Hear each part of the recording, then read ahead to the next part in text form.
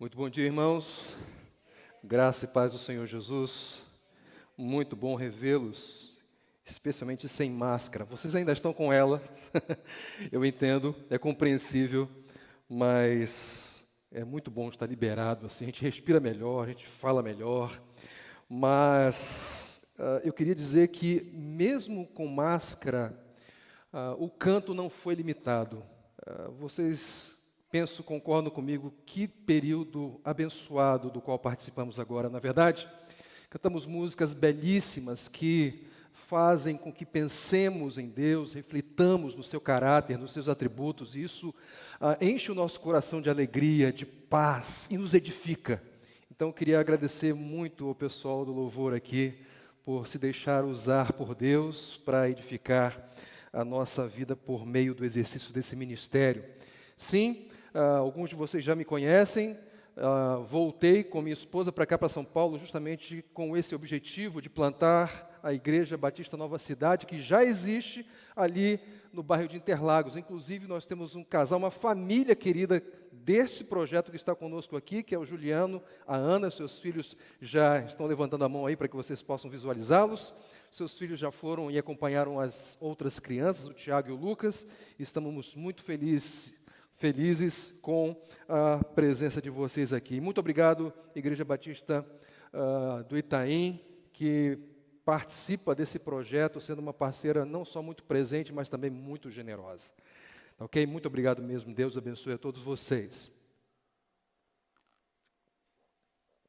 Queridos, eu sei que muitos de vocês conhecem a banda Titãs.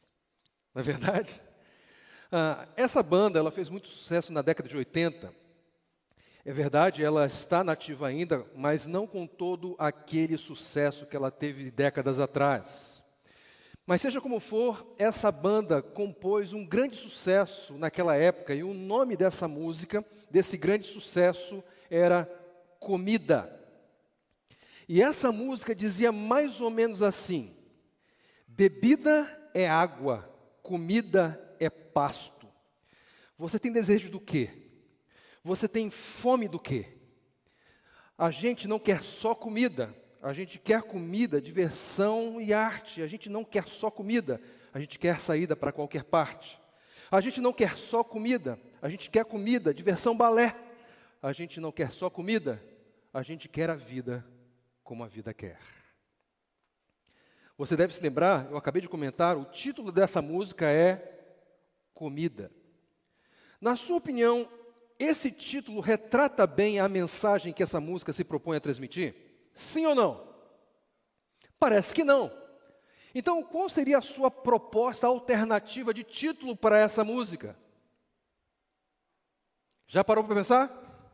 Eu não sei qual seria o seu título, mas o meu seria Não Basta.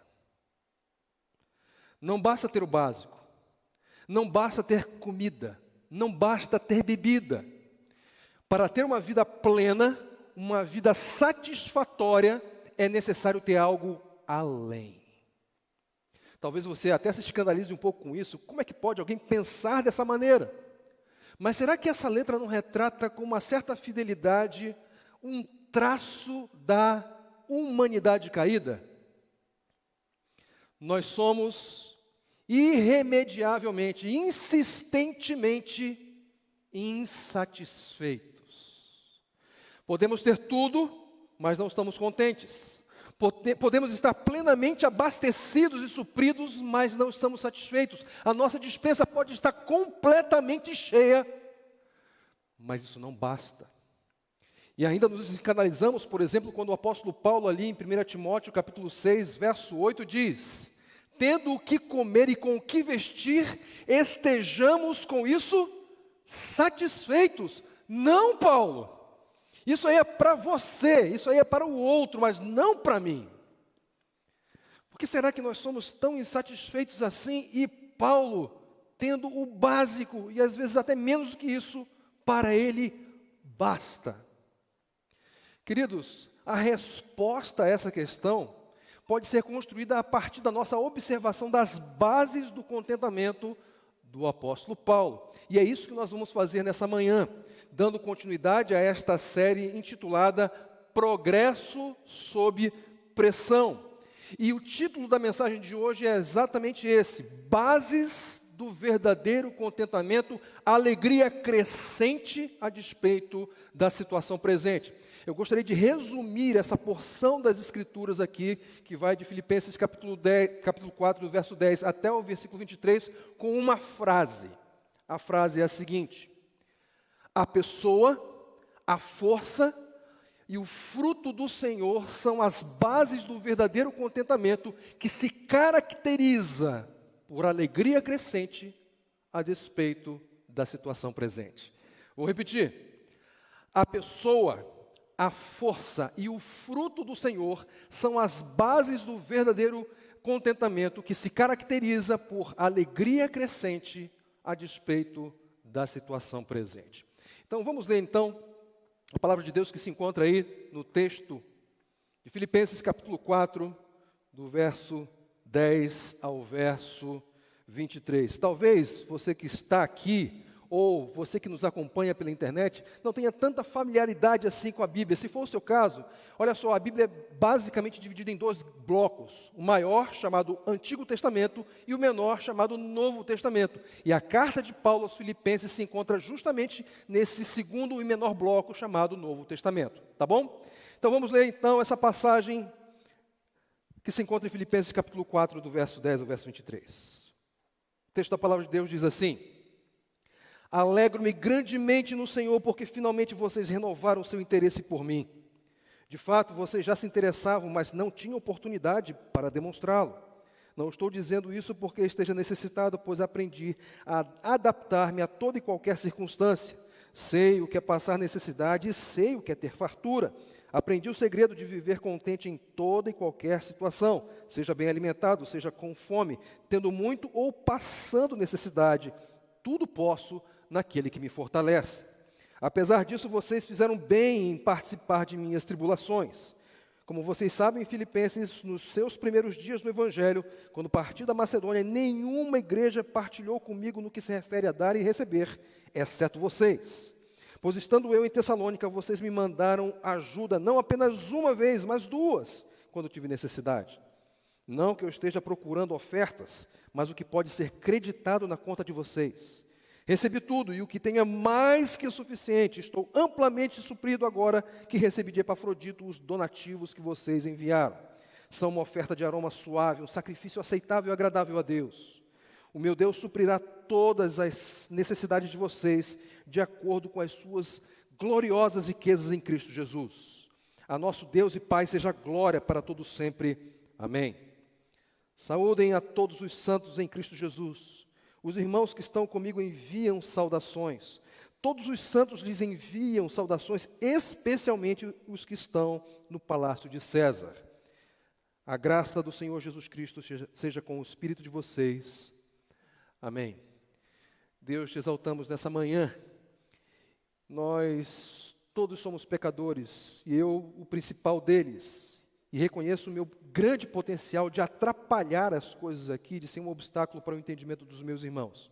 Por isso eu peço que o Senhor manifeste o teu poder na minha vida, para que eu não seja um obstáculo, mas sim um veículo por meio do qual a tua mensagem possa chegar límpida aos ouvidos dos meus irmãos e irmãs, e o teu Espírito haja poderosamente nas suas mentes e corações, abrindo-os, iluminando-os, fazendo entender a tua palavra e fazendo com que eles tenham um desejo ardente, ó Deus, de obedecer a ti como resposta positiva ao Evangelho de Cristo Jesus.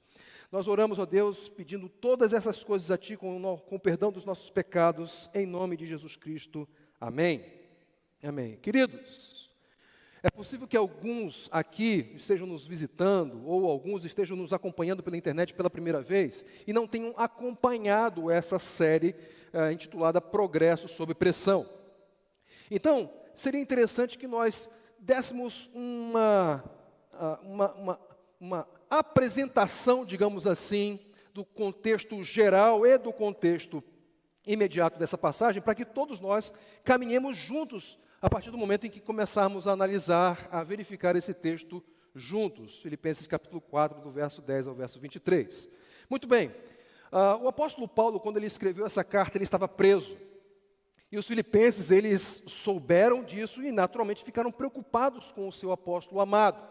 E aí, eles se mobilizaram, levantaram donativos, ofertas para suprirem as necessidades do apóstolo. E eles pegaram essas ofertas, esses donativos, e enviaram por meio de um homem que talvez fosse um dos líderes da igreja, chamado Epafrodito.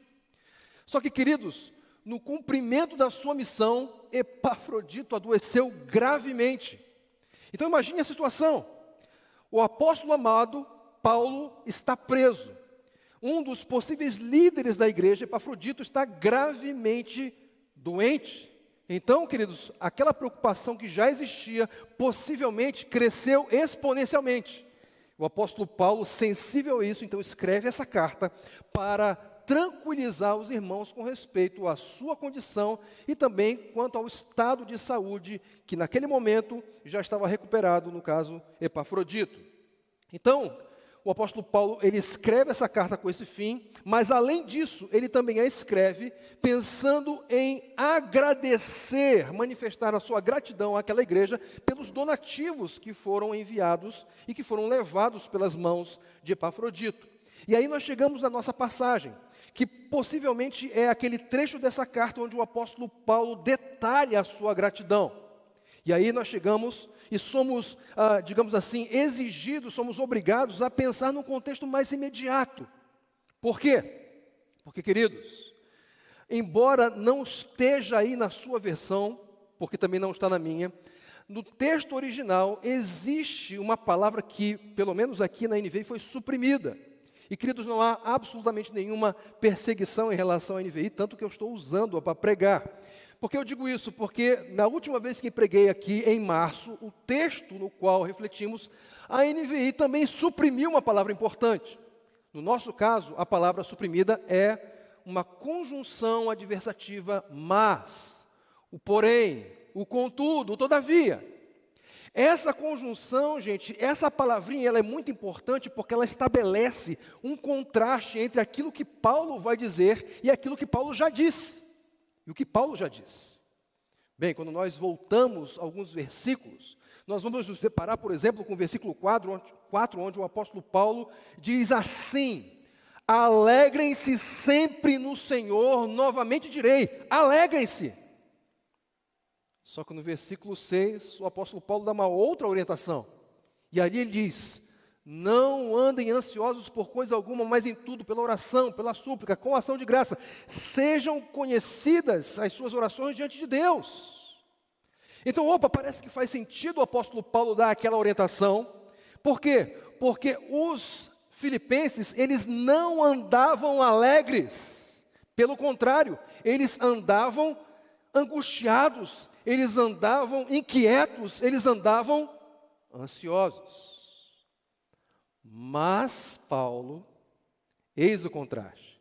Se por um lado os filipenses estavam andando ansiosos, angustiados, inquietos, Paulo, diferentemente, estava andando alegre. E, queridos, o apóstolo Paulo, ele ainda adjetiva a sua alegria, porque ele fala assim no versículo 10, alegro-me grandemente. Isso não faz o menor sentido. Queridos, o apóstolo Paulo estava preso, o apóstolo Paulo estava com as suas liberdades limitadas, o apóstolo Paulo, ele não poderia ir e vir, e mais, e pior, ele estava preso injustamente, e ainda assim o apóstolo Paulo diz, alegro-me grandemente. Como assim? Isso não compõe, isso não se ajusta à nossa experiência normal. E por conta disso, nós tendemos a ter uma de duas conclusões. Ou essa pessoa, o apóstolo Paulo, está desprovido de sanidade mental, ou algo ou alguém extraordinário tem dirigido a sua vida e a sua postura diante das circunstâncias. Porque Paulo reage diferentemente daquilo que nós consideramos normal. Bem, queridos, a resposta, como eu disse, vai ser construída a partir do momento em que nós começarmos a observar as bases do contentamento do apóstolo Paulo. Então nós vamos para a primeira base desse contentamento, que nós encontramos aqui no versículo 10. O texto diz assim: alegro-me grandemente no Senhor. porque finalmente vocês renovaram o seu interesse por mim. De fato, vocês já se interessavam, mas não tinham oportunidade para demonstrá-lo. Queridos, o apóstolo Paulo, ele não se alegra em circunstâncias. É verdade, nesse trecho que nós estamos analisando aqui, ele reconhece que os filipenses fizeram algo digno de louvor. Ele está tratando das ofertas que foram levadas por Epafrodito. Isso é notório, isso é claro, isso é evidente aqui. Porém, a base do seu contentamento não está num evento, a sua base não está numa circunstância, não está numa oferta, seja ela de qual valor for, ou seja, por quem ela tenha sido enviada. Não. A alegria, o contentamento, a satisfação de Paulo está numa pessoa, a pessoa do Senhor. Alegro-me grandemente no Senhor. Agora, queridos, se nós formos perguntar por aí afora, se nós atravessarmos essa rua e perguntar para uma pessoa que está passando quem é o Senhor, ela vai ter as suas considerações, ela vai ter as suas opiniões, ela vai ter a sua perspectiva a respeito de Deus. Mas a alegria de Paulo está no Senhor, que é revelado nas Escrituras. Não é um Deus sensorial, não é um Deus das minhas impressões, não, é o Deus revelado. É nesse Deus em quem Paulo se alegra. É dele que vem essa alegria. E queridos, quando nós olhamos para o histórico do apóstolo Paulo, nós devemos concluir que faz todo sentido ele se alegrar no Senhor. Queridos, foi Deus quem dirigiu toda a história daquele homem. Foi Deus que o levou para a estrada em direção a Damasco e ali o fez encontrar com Jesus Cristo. Foi Deus quem transformou o coração daquele homem. Foi Deus quem fez dele um ex-perseguidor de igreja e agora um edificador, um plantador de igreja.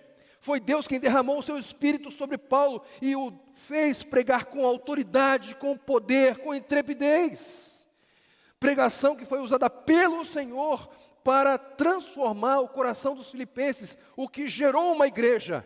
Deus gerou a igreja de Filipos, e mais foi Deus quem moveu o coração dos filipenses a serem sensíveis, serem compassivos em relação a Paulo e as suas necessidades e levantarem ofertas em seu favor. Então, nessa história, nesse lembrete, nessa rememoração da história de Paulo, da história da igreja de Filipenses, nós percebemos Deus. Eu não sei em que condição você está e nem quais são as experiências pelas quais você tem passado. Mas é possível que você esteja flertando com a insatisfação, com o descontentamento. E vai aqui uma dica para você, para mim, para todos nós. Faça um exercício de rememorar Deus na sua história. Lembre da história de Deus dirigindo a sua. Olhe para trás e verifique como o Senhor atuou e tem atuado na sua vida. Talvez isso possa abafar as insinuações do descontentamento e estimular a satisfação nele. Queridos, Deus, Ele não é como as circunstâncias. As circunstâncias, quais são as características delas? As circunstâncias, elas são diversas. As circunstâncias, elas são instáveis. As circunstâncias, elas são mutáveis. Mas Deus apresenta outras características. Deus é único, Deus é seguro, Deus é firme, Deus é imutável, Deus é eterno. E por isso faz todo sentido o apóstolo Paulo se sentir seguro nessa base que é o Senhor e se manifestar da maneira que Ele se manifesta diante das circunstâncias. O texto segue, queridos. E aí, a nossa tendência, quando lemos a continuidade, aqui do versículo 1 até o versículo 11 e 12, a nossa tendência é nos sentirmos esmagados, humilhados. Sabe por quê? Porque a maneira como Paulo descreve a sua experiência é muito diferente da maneira como nós nos comportaríamos. E nós pensamos assim: nós somos incapazes de atingir esse nível de espiritualidade. E por que pensamos assim? Porque por vezes nós construímos uma imagem dos apóstolos, dos personagens bíblicos, como se eles fossem verdadeiros heróis da fé. Mas, queridos, quando nós lemos essa passagem com mais atenção, nós percebemos que não é assim. Veja só o que o apóstolo Paulo diz: não estou dizendo isso porque esteja necessitado, pois aprendi a adaptar-me a toda e qualquer situação, circunstância. Sei o que é passar necessidade e sei o que é ter fartura. Veja o que ele diz novamente: aprendi, fui iniciado no segredo de viver contente em toda e qualquer situação. Queridos, nós fazemos uma imagem dos personagens bíblicos como se eles fossem super-heróis, alguém com uma espiritualidade inalcançável, não é verdade? Por vezes pensamos assim, mas Paulo ele se manifesta não como um super-herói, não como um super-crente, mas como um super-aprendiz. Ele aprende. Não é o todo-poderoso, mas é alguém que está num processo didático do Senhor. O que comunica para nós que esse contentamento do apóstolo Paulo não é um contentamento estático, mas é um contentamento progressivo, crescente. A palavra do apóstolo Paulo nos ensina, queridos, que contentamento dessa natureza, como o apóstolo Paulo tem descrito aqui, não é algo que acontece do dia para a noite, não acontece num piscar de olhos, num estalar de dedos, não, é um processo. É verdade, talvez eu e você olhemos para a nossa própria experiência e comparamos com a experiência de Paulo e concluímos: eu ainda não estou lá. Nós não chegamos nesse nível. Mas, queridos, Deus nos dá a sua mão e Ele tem nos conduzido para lá. Por quê? Porque no momento em que nós cremos em Deus, depositamos toda a nossa confiança nele, Ele nos pega pela sua mão e nos conduz nesse processo que produz em nós um crescente contentamento, uma alegria crescente a despeito da situação presente. O apóstolo Paulo, ele reconhece isso. E aí, fica muito claro para nós aqui qual deve ser a nossa responsabilidade. A nossa responsabilidade, o nosso papel, é buscarmos ser aprendizes. É dar a mão para o Senhor e aprendermos com Ele no caminho. E qual é o papel de Deus? O papel dele é nos dar força, permitindo que isso seja uma realidade na nossa experiência. E aqui está a segunda base do contentamento do apóstolo Paulo. A força que vem do Senhor. Observe aí o versículo 13, texto extremamente conhecido. Tudo posso naquele que me fortalece. Queridos, Paulo, ele se alegra na tristeza. Paulo se alegra na alegria. Paulo está satisfeito na fartura. Paulo está satisfeito na escassez. Paulo ele está contente quando está bem alimentado e quando não está. Agora, por que isso é possível? Porque há alguém que lhe dá força para que isso seja necessário, para que isso seja experimentado. Então, a base do contentamento do apóstolo Paulo é a pessoa de Deus, e de Deus vem a força que possibilita esse contentamento a despeito das circunstâncias, das situações que são vividas. Talvez você se sinta contente porque você é assíduo, por exemplo, no Projeto Soma. Talvez você se sinta contente porque você não falta a nenhuma programação dessa igreja. Talvez você baseie e apoie o seu contentamento no fato de que você ora muito, você evangeliza demais, ou porque você faz todos os dias a sua devocional, e tudo isso é muito bom, gente. Mas se você baseia, se nós baseamos o nosso contentamento nestas coisas, saibam que isso é um terreno extremamente arenoso, frágil, porque isso será um contentamento que surge, que é alimentado pela nossa própria força, com base na nossa própria,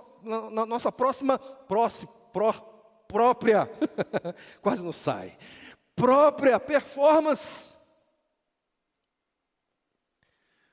Mas o contentamento que é seguro, que é base sólida, é aquele que vem pela força do Senhor. Tudo posso naquele que me fortalece. Vem força de Deus. Essa é uma das bases. Agora, queridos, o apóstolo Paulo, na continuidade, vai fazer algumas ressalvas. Ressalvas importantes, para evitar que os filipenses tirassem conclusões equivocadas a respeito daquilo que ele está falando. Veja só o que diz o texto aqui, a partir do versículo 14. Apesar disso, vocês fizeram bem em participar de minhas tribulações. Como vocês sabem, Filipenses, nos seus primeiros dias no Evangelho, quando parti da Macedônia, nenhuma igreja partilhou comigo no que se refere a dar e receber, exceto vocês. Pois estando eu em Tessalônica, vocês me mandaram ajuda não apenas uma vez, mas duas, quando tive necessidade. Não que eu esteja procurando ofertas, mas o que pode ser creditado na conta de vocês. Basicamente, o apóstolo Paulo faz 3 ressalvas aqui. E por que ele o faz? Porque vocês devem ter notado que ele disse, olha, eu estou contente em qualquer circunstância. Isso significa que ele estaria satisfeito se ele recebesse donativos ou se ele não recebesse as ofertas que vieram dos filipenses. Então, se os filipenses se detessem nisso, eles poderiam concluir, então o apóstolo Paulo está fazendo pouco caso das ofertas que nós enviamos para ele? Não. E é aqui que as ressalvas são importantes. Em primeiro lugar, o apóstolo Paulo, ele afirma que as ofertas dos filipenses foram muito bem realizadas, que era um bem que ele deveria reconhecer. Ele diz, apesar disso, vocês fizeram bem em participar das minhas tribulações. E aqui, queridos, nós devemos dar uma atenção a essa ressalva, por quê? Veja, quando nós lidamos com essa questão de ofertas, de donativos, por vezes a nossa perspectiva nós vamos com isso atender às necessidades materiais das pessoas ou da pessoa para quem nós estamos enviando isso. Isso é verdade, mas o apóstolo Paulo, ele amplia a nossa compreensão. Ele diz, vocês fizeram bem em participar das minhas tribulações. O que envolve não só necessidade física, material, mas envolve também necessidades espirituais, necessidades emocionais. Portanto, a postura que nós devemos assumir quando nós participamos materialmente do apoio, da ajuda, do auxílio a ministérios outros, a nossa postura não deve ser, olha, atendemos uma necessidade material e com isso estamos agora livres. Não. Por trás dessa oferta, por trás deve haver uma participação efetiva, um cuidado, um envolvimento com aquelas pessoas para quem as ofertas estão sendo enviadas. É isso que nós aprendemos nessa primeira ressalva. Mas o apóstolo Paulo faz uma segunda ressalva. E essa segunda ressalva diz respeito ao destacável procedimento, à destacável generosidade dos filipenses. Diz, como vocês sabem, Filipenses, nos seus primeiros dias do Evangelho, quando parti da Macedônia, nenhuma igreja partilhou comigo no que se refere a dar e receber, exceto vocês. Eles são uma igreja diferenciada. Quando essa igreja é comparada com outras, os filipenses, eles assumem um patamar acima. Por quê? Porque eles são destacavelmente generosos. E esse destaque acontece não só pelo que eles dão, mas pela quantidade que eles fazem isso. O texto diz, vocês me mandaram ajuda não apenas uma vez, mas duas, quando tive necessidade. E a terceira ressalva. O apóstolo Paulo, ele indica qual é o objetivo do seu ministério. Ele diz, não que eu esteja procurando ofertas, mas o que pode ser acreditado na conta de vocês. O apóstolo Paulo ele está comunicando para nós aqui, queridos, que ele não está no ministério por sorte da ganância. Vocês devem saber que o apóstolo Paulo ele era constantemente acusado de ser um charlatão, ser um aproveitador, ser um mercenário. E o apóstolo Paulo está deixando muito claro aqui, eu não sou isso aqui. Eu não estou no ministério porque eu estou procurando ofertas. É claro, ele não está dizendo que o ministério deve ser sinônimo de um voto de pobreza, não é isso que ele está dizendo. Mas, por outro lado, o ministério também não é uma oportunidade para que nós tenhamos lucros ilícitos. O apóstolo Paulo tem um outro objetivo, que traduzindo literalmente essa segunda parte, seria o seguinte: eu não procuro lucro, eu não procuro ofertas. O que eu procuro? Ele diz, eu procuro fruto que cresça na conta de vocês. Um fruto que seja creditado para vocês. E aí, queridos, nós nos deparamos com um terceiro motivo, com a terceira base do contentamento do apóstolo Paulo. Lembram? A primeira é a pessoa do Senhor. A segunda é a força que vem do Senhor. E a terceira é o fruto que Deus produz na vida dos filipenses. Novamente o versículo 17 em diante diz assim, não que eu esteja procurando ofertas, mas o que pode ser creditado na conta de vocês. Recebi tudo, e o que tenho é mais que suficiente. Estou amplamente suprido agora que recebi de Epafrodito os donativos que vocês enviaram. São uma oferta de aroma suave, um sacrifício aceitável e agradável a Deus. O meu Deus suprirá todas as necessidades de vocês de acordo com as suas gloriosas riquezas em Cristo Jesus. A nosso Deus de paz seja glória para todos sempre. Amém. Perceberam a atitude do apóstolo Paulo? Eu estou amplamente suprido. Eu tenho tudo. É suficiente. E por que é suficiente? Porque Paulo, por meio de toda a sua experiência, ele vê Deus produzindo fruto na vida dos filipenses. Um fruto que decorre do Evangelho. Queridos, não é uma questão de quanto e o que, mas é especialmente uma questão de motivação. E quando o apóstolo Paulo ele descreve o histórico dos filipenses, ele está comunicando para nós a motivação daquela igreja ao fazer o que ela fez. Eles estavam sendo motivados, impulsionados pelo próprio Senhor. Motivação é que conta. Vocês devem se lembrar daquela passagem ali em Atos capítulo 5, que descreve a experiência de Barnabé e um casal. Lembram disso? Ananias e Safira. Barnabé, ele vendeu uma propriedade, pegou o dinheiro daquela venda e depositou aos pés dos apóstolos, para que aquele dinheiro fosse investido no reino de Deus. Muito bem, não muito tempo depois, Ananias e Safira, de comum acordo, eles vendem também uma propriedade. Olha só que legal.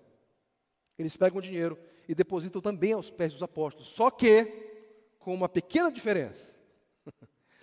Eles retiveram parte do dinheiro e o restante deram para a igreja, como se fosse o valor inteiro. Queridos, as atitudes foram basicamente as mesmas. Barnabé vendeu a propriedade, Ananias e Safira também. Barnabé pegou o dinheiro, colocou aos pés dos apóstolos, Ananias e Safira também. Eles deram dinheiro para que fosse investido no reino de Deus.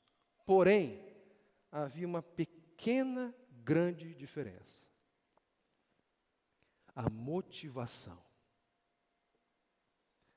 A motivação determinou a aceitação de bom grado por Deus da oferta de Barnabé e a rejeição radical daquilo que Ananias e Safira fizeram.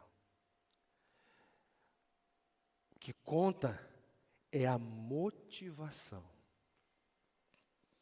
Queridos, o apóstolo Paulo, ele reconhece isso.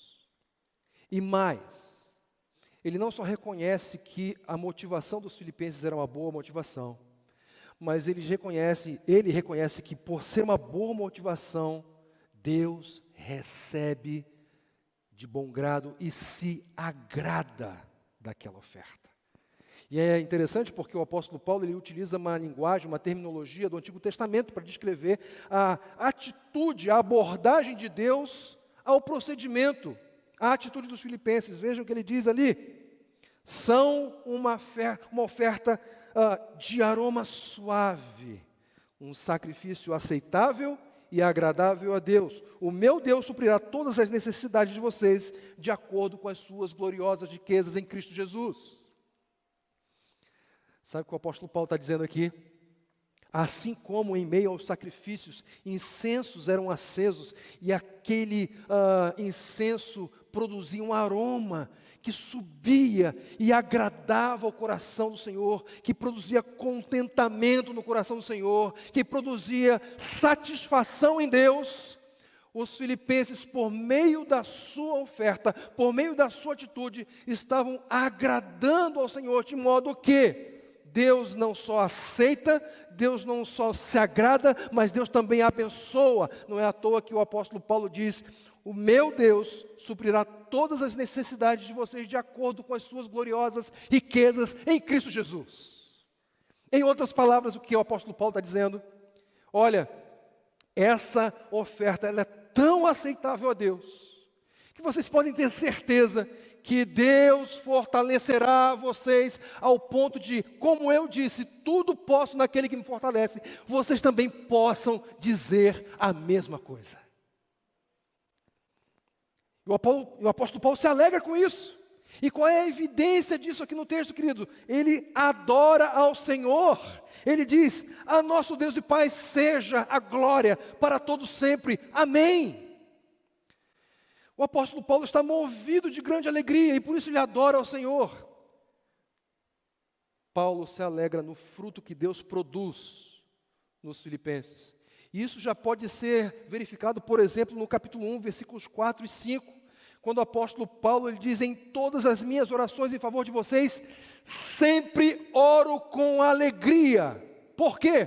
Por causa da cooperação que vocês têm dado ao Evangelho desde o primeiro dia até agora. Isso é fruto do Senhor, não é fruto do desempenho, não é fruto das boas qualidades dos filipenses, é fruto que vem do Senhor, e é por isso que é o Senhor que recebe toda a glória. Queridos, a pessoa, a força e o fruto do Senhor são as bases do verdadeiro contentamento, que é caracterizado por alegria crescente a despeito da situação presente. Nós chegamos na parte final da carta, nas saudações finais. E aí, eu não sei você, mas toda vez que eu chego num trecho como esse, a minha tendência é pular, não é?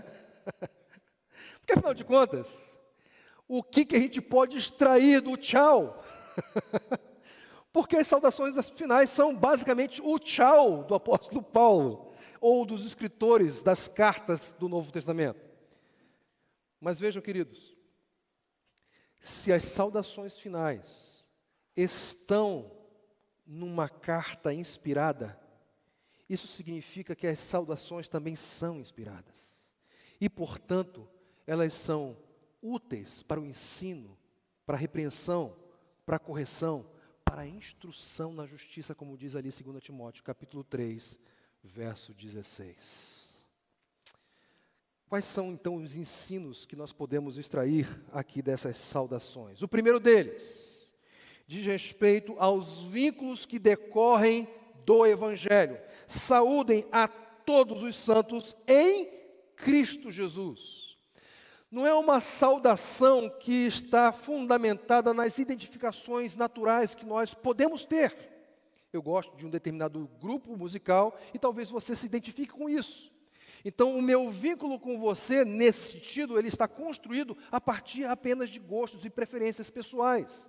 Mas esses vínculos que são manifestados aqui nessa saudação final, são vínculos que se baseiam no Evangelho, que são decorrentes do Evangelho, são construídos na pessoa de Cristo Jesus. Então essa saudação, ela ganha contornos muito mais extraordinários, porque elas não se baseiam nas nossas identificações pessoais, preferências e gostos naturais. Essas saudações se baseiam na pessoa de Cristo e, portanto, nós devemos valorizar esses vínculos que Deus criou entre nós, por meio da cruz, por meio da obra de Cristo, por meio da sua morte e ressurreição. Em segundo lugar, o apóstolo Paulo, por meio dessa saudação, também indica um apoio que decorre do Evangelho. Irmãos, os irmãos que estão comigo enviam saudações. Sabe o que isso significa, queridos? Que o apóstolo Paulo contava com presença física de pessoas com ele. Ele estava preso. E era importante que ele recebesse cartas, que ele recebesse recados das igrejas que ele fundou. Mas, além disso, ele contava com a presença, provavelmente, de Timóteo, ainda de Epafrodito, pessoas que estavam com ele e que, por estarem com ele ali, transmitiam o apoio que é próprio desse vínculo que foi construído por Jesus no Evangelho. Estes que estão com ele saudam a igreja de Filipos e com isso eles estão comunicando: nós estamos aqui com o apóstolo Paulo em nome de vocês, por vocês, para a glória de Deus. E finalmente o apóstolo Paulo, ele fala a respeito de um progresso sob pressão. Todos os santos lhes enviam saudações, especialmente os que estão no palácio de César. Queridos, nós sabemos que o apóstolo Paulo não fundou nenhuma igreja em Roma, lugar onde provavelmente ele estava preso. Mas com certeza muitas pessoas vieram a crer em Jesus por causa do contato que eles tiveram com Paulo, estando preso. Vocês sabem que um grupo de guardas ficava ali de sentinela, guardando, vigiando o apóstolo Paulo, né? E esse pessoal ouvia o evangelho, o testemunho de Paulo, e esse pessoal creu. E muito provavelmente outras pessoas que tinham contato com essas creram também. Muitas delas frequentavam o palácio. Sabe o que isso significa, queridos? Significa que, embora o apóstolo Paulo estivesse preso, o evangelho não estava. O evangelho era livre e alcançava outras pessoas, mesmo que o apóstolo Paulo estivesse sob pressão. Havia progresso sob pressão. E o apóstolo Paulo termina com a famosa, clássica frase: a graça do Senhor Jesus Cristo seja com o espírito de vocês. Amém. É importante que o apóstolo Paulo conclua a sua carta dessa maneira. Sabe por quê, queridos? Porque nós precisamos de graça. Se não houver graça do Senhor, não haverá contentamento. Sabe por quê? Porque é a graça que abre a porta para que nós tenhamos relacionamento com aquele que é a fonte do nosso contentamento. Queridos, todos os dias nós levantamos da nossa cama, enfrentamos por vezes um trânsito terrível, carregadíssimo, tanto na ida quanto na volta para casa. E nós fazemos isso em certo sentido, sabe por quê? Porque nós estamos buscando contentamento. Estamos buscando satisfação. Estamos buscando uma alegria que preencha o nosso ser. Essa é a nossa situação. Essa é a nossa situação. Por vezes, queridos, nós achamos que podemos encontrar esse contentamento nas coisas daqui. Muitos jovens são pressionados a baixarem a guarda em relação a relacionamentos, porque são levados a concluir que eles vão obter satisfação, alegria, contentamento pleno no casamento. Queridos, casamento é uma bênção, mas não é no casamento que a alegria plena será encontrada. Não é. Não é no status, não é no poder, não é num curso que vai lhe render progressão salarial. Todas essas coisas são boas, mas em nenhuma delas nós vamos encontrar o verdadeiro, pleno contentamento. Nenhuma dessas coisas. Mas essa é uma realidade, basicamente 2 tipos de pessoas que estão, digamos assim, com um déficit de contentamento. 2 tipos de pessoas. Aquelas que não estão ligadas com Deus, e por incrível que pareça, até aquelas que estão ligadas a Ele. O que cada grupo precisa? O grupo que não está ligado a Deus precisa ser ligado a Ele. E isso só é possível por meio da fé em Cristo Jesus. Só é possível crendo no Evangelho. Por quê? Porque a nossa história, ela é marcada pelo nosso voluntário e, por natureza, rompimento de um relacionamento com Deus. Daquele que nos criou para termos contentamento, satisfação e alegria nele. E por causa disso nós somos gravemente disciplinados, condenados por Ele, sem nenhuma possibilidade, ainda que nós fizéssemos os maiores esforços, de nos religarmos com Ele, de termos aquele contentamento. E por isso nós começamos a nos redirecionar para as coisas criadas, tentando encontrar nelas a satisfação que nós só encontraríamos em Deus. E por isso a condenação se intensificava em relação a nós. Mas Deus é tão rico em misericórdia e graça, que Ele Ele oferece uma solução para isso. Jesus Cristo, Senhor. E Ele envia Jesus para possibilitar essa religação com Deus, de quem vem o pleno contentamento. Jesus foi aquele quem se contentou, se alegrou, se satisfez plenamente em Deus, e agradou ao Senhor sobremaneira, e Ele se ofereceu em sacrifício na cruz do Calvário, para receber no seu próprio corpo o castigo que era meu e seu. E Ele morreu, mas ao terceiro dia Ele ressuscitou. E ao ressuscitar, Jesus abriu a porta para que todos aqueles que nele crescem tivessem plena satisfação, pleno contentamento no Senhor. Então, se você se encontra entre aqueles que não creem em Jesus, que não estão ligados a Deus, creia no Evangelho, creia em Cristo, e essa religação será restabelecida, e Deus será a fonte do seu contentamento. Agora, existe aquele grupo também que creia, está ligado a Deus, mas não está se contentando nele. E a razão para isso, queridos, é esquecimento. Esquecimento. Então relembre das gloriosas riquezas que você, nós já temos em Cristo Jesus. Queridos, olha só, a palavra de Deus ali em Romanos capítulo 8, verso 1, diz que nós não somos mais condenáveis, já não há mais condenação nenhuma para aqueles que estão em Cristo Jesus. Que coisa maravilhosa! Efésios diz que nós somos ricamente abençoados nas regiões celestiais em Cristo Jesus. Nós somos plenamente abençoados, diz a palavra de Deus.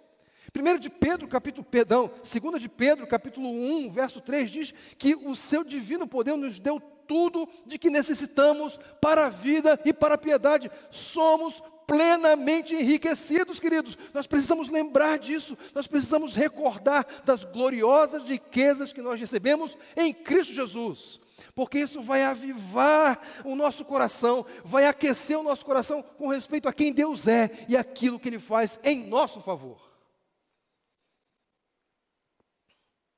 Basicamente é isso. Lembram? A força, a pessoa E o fruto do Senhor são as bases do verdadeiro contentamento, que se caracteriza por alegria crescente a despeito da situação presente. Queridos, na década de 80, a banda Titãs fez muito sucesso. Muito desse sucesso se deveu a uma música que eles compuseram, Comida, que diz basicamente o seguinte: bebida é água, comida é pasto. Você tem sede de quê? Você tem fome de quê? Eu espero que essa mensagem, de alguma forma, tenha contribuído para que a sua resposta é: eu tenho sede e tenho fome de Deus, de quem vem a força para o contentamento, de quem, ou por meio de quem, é possível frutificar, progredir, mesmo em meio à pressão. Que Deus nos abençoe. Vamos orar. Deus Todo-Poderoso, nós te exaltamos nessa manhã, te agradecemos por tua palavra, porque ela é a tua voz ao nosso coração. Pedimos, ó Deus, que então o teu Espírito use essa exposição para a glória do teu nome, para a edificação da tua igreja e para que de fato nós não nos concentremos nas coisas desse mundo e achemos que elas podem trazer para o nosso coração o contentamento que tanto procuramos, mas que essa exposição possa nos ajudar a todos aqui a entendermos e a praticarmos um contentamento que flui do Senhor para as nossas vidas em Cristo Jesus. Eu peço isso por mim, por meus irmãos e irmãs aqui presentes, para a glória do Senhor e em nome de Cristo Jesus, nosso Salvador. Amém e amém.